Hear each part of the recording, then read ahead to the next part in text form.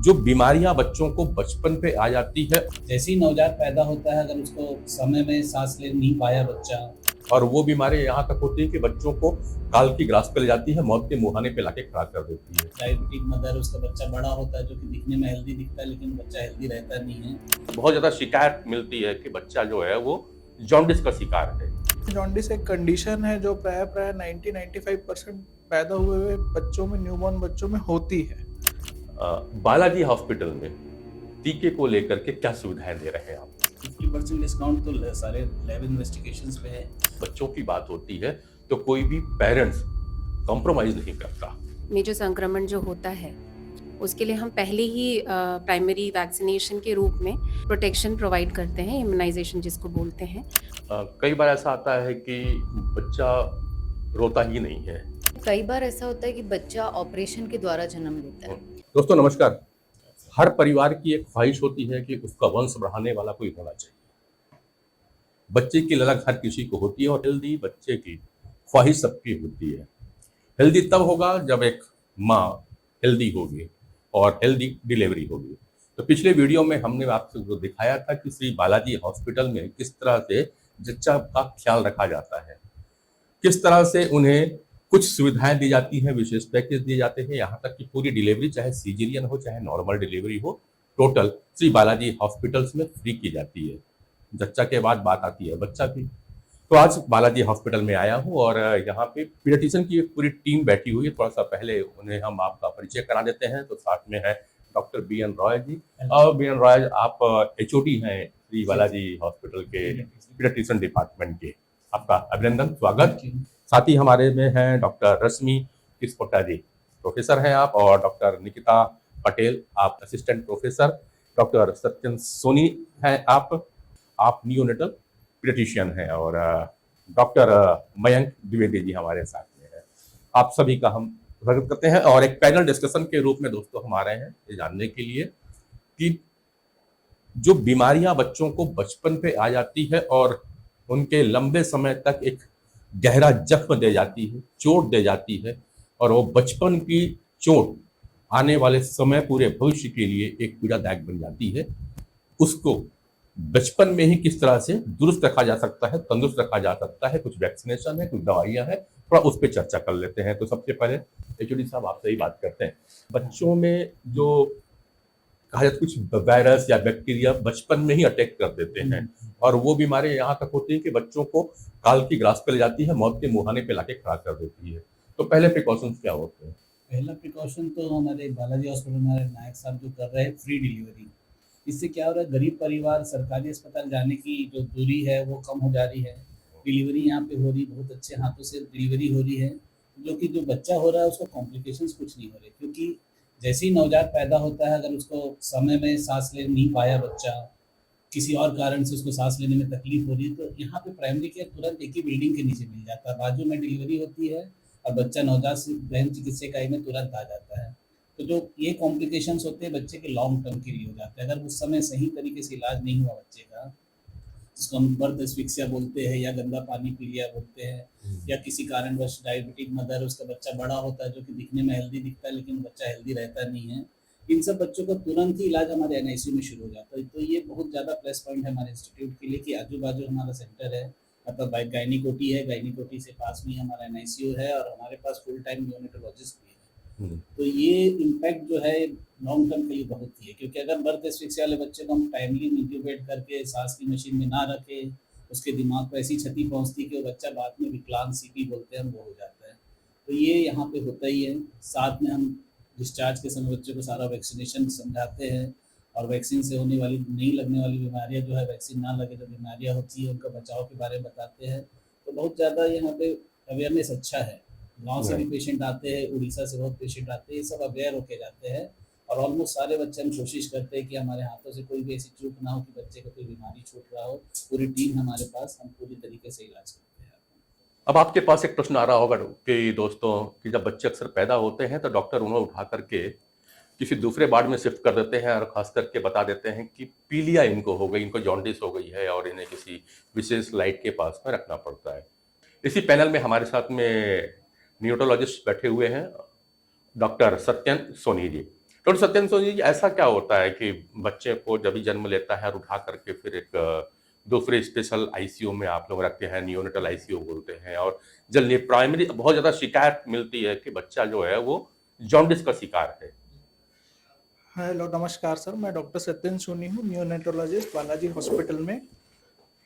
तो basically nursery में बहुत सारे बच्चों को रखने की ज़रूरत पड़ती है, उसके बहुत सारे इंडिकेशन होते हैं। जैसा कि सर ने पूछा कि जॉन्डिस के लिए स्पेसिफिकली अपन क्यों नर्सरी में रखते हैं, तो जॉन्डिस एक बहुत ही कॉमन बीमारी नहीं बोल सकते हैं। जॉन्डिस एक कंडीशन है जो प्राय 90-95% पैदा हुए बच्चों में, न्यूबॉर्न बच्चों में होती है।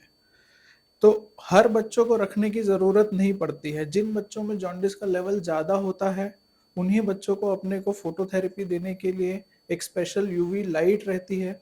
उसका ट्रीटमेंट बहुत सिंपल है कि फोटोथेरेपी देने से जॉन्डिस कम हो जाता है। तो उन्हीं बच्चों को जिनका लेवल एक लेवल है अपना, अगर उस लेवल से ऊपर अपना मार्किंग आता है जॉन्डिस का, तो उन्हीं बच्चों को अपन नर्सरी में रख के फोटोथेरेपी देते हैं।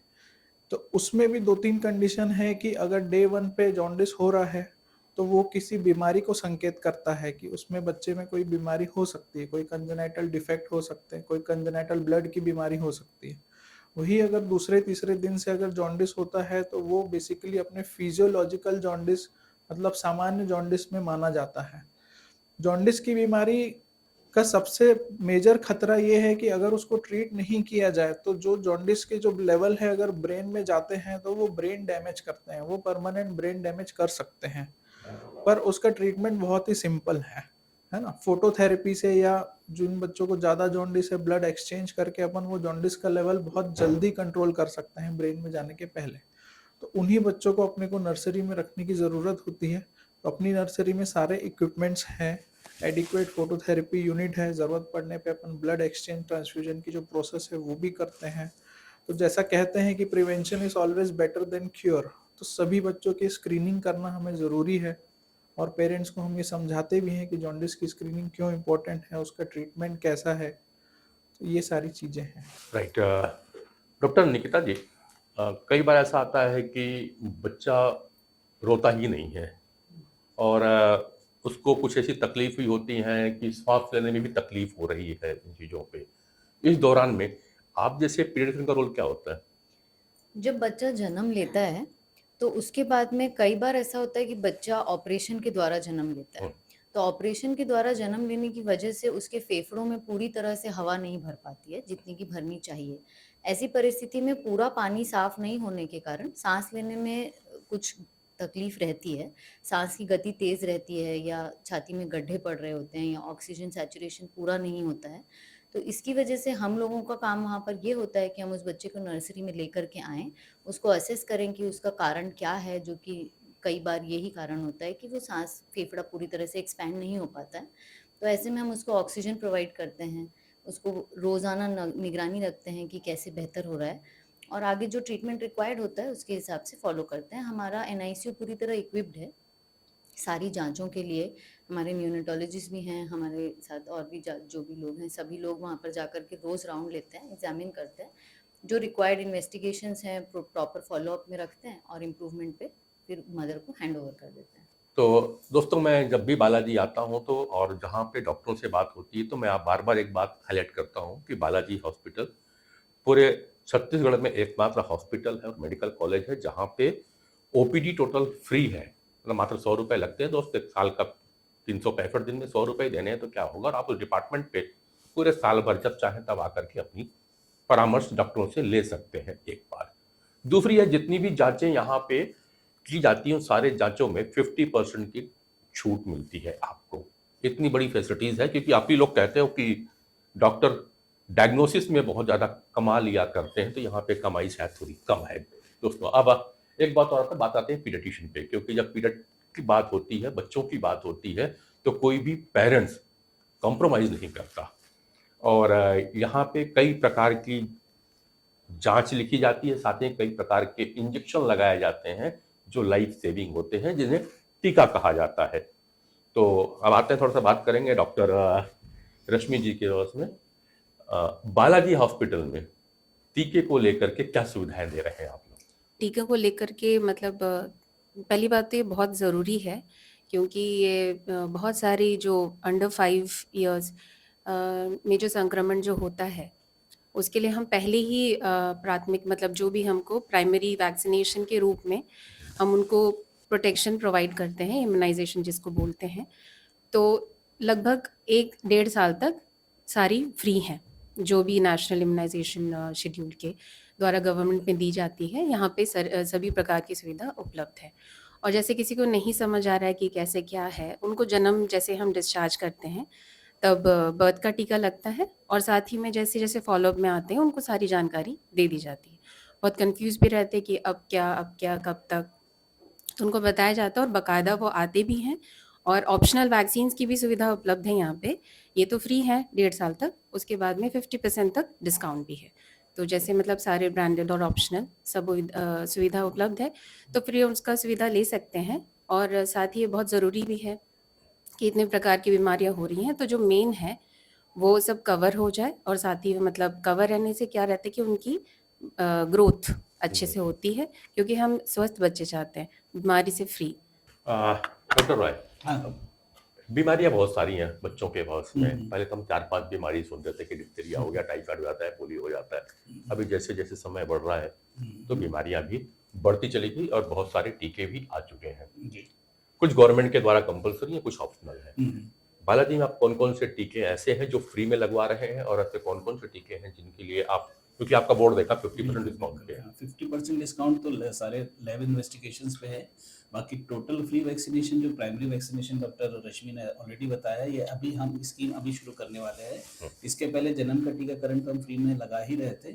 अब जो है 1.5 महीना, 2.5 महीना, 3.5 महीने में जो टीकाकरण होता है, जिसमें आपका पेंटावेक है, पेंटावेलेंट वैक्सीन है, रोटावायरस वैक्सीन है और निमोनिया का वैक्सीन है, ये हम टोटली फ्री करने वाले हैं।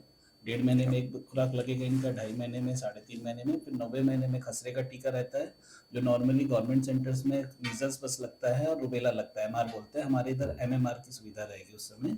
और 1.5 साल में बूस्टर टीका, ये प्राइमरी वैक्सीनेशन हमारे पास टोटल फ्री ऑफ कॉस्ट लगने वाला है। और ये हमारा मतलब ब्रांड वैक्सीन ही रहेगा, ऐसा नहीं कि हम गवर्नमेंट से इशू करा के ला रहे और लगा रहे, ये हमारे पास से हमारे मेडिकल स्टोर से ही दिया जाएगा। और इसके अलावा 25% डिस्काउंट हाई एंड के वैक्सीन पे दिया जा रहा है, जो मेरे को नहीं लगता कि और कहीं पे दिया जा सकता है, क्योंकि वो तो कॉस्ट इफेक्टिव मेडिकल के लिए भी और सर के लिए भी बर्डन रहेगा। लेकिन ये बहुत अच्छी सर ने सोची है इस बारे में, जिसमें टाइफाइड का वैक्सीन है, चिकन पॉक्स जो वेरिसिला वैक्सीन बोलते हैं वो है, पीलिया के लिए बचाव का वैक्सीन, हेपेटाइटिस ए वैक्सीन है वो है, और फ्लू का वैक्सीन है। तो दोस्तों, लगभग 2012 का वो समय था जब मैंने डॉक्टर देवेंद्र नायक का पहला इंटरव्यू किया था एक दैनिक अखबार के लिए। उस दौरान बात करते करते डॉक्टर देवेंद्र नायक ने मेरे से कहा था, नरेंद्र भाई, मेरी एक ख्वाहिश है कि आने वाले समय में मैं ओपीडी फ्री कर दूंगा और जो मातृ शक्तियां हैं उनकी जो इलाज है वो पूरी तरह से फ्री हो जाएगा।